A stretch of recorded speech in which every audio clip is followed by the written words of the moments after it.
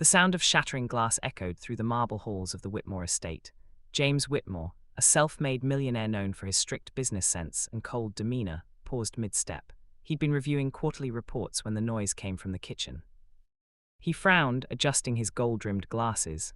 "Thomas," he called to his butler. No response. He walked toward the kitchen, the polished floor reflecting the glow of the chandelier above. As he reached the doorway, he saw a small figure crouched near the counter, a girl, no older than 10, clutching a loaf of bread to her chest. Her clothes were torn, her hair tangled, and her eyes wide with fear. When she saw him, she froze. "I am sorry," she stammered, backing away. "Please don't call the police. I'll leave, I promise." James crossed his arms. "You broke into my house to steal bread?" he asked sharply.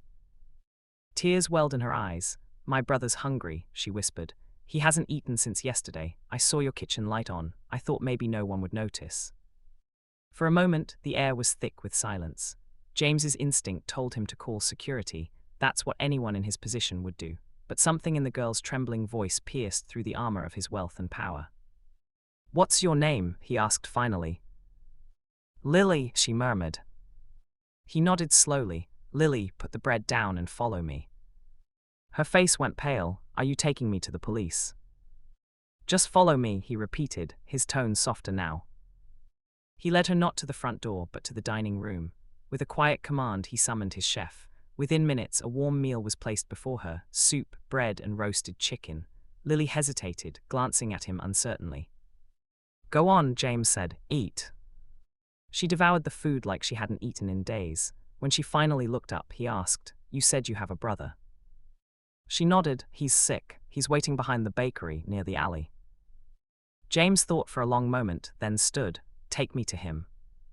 The night air was cold as they stepped into the alley. A thin boy lay curled up under a torn blanket. When Lily ran to him, James knelt beside them. The boy's face was pale, his lips cracked. Without a word, James called his driver. "We're going to St. Mary's Hospital," he said. That night, James paid for the boy's treatment and arranged for both children to stay at a local shelter he funded, a place few knew he'd built in memory of his late daughter. Days later, Lily handed him a small note written in crayon.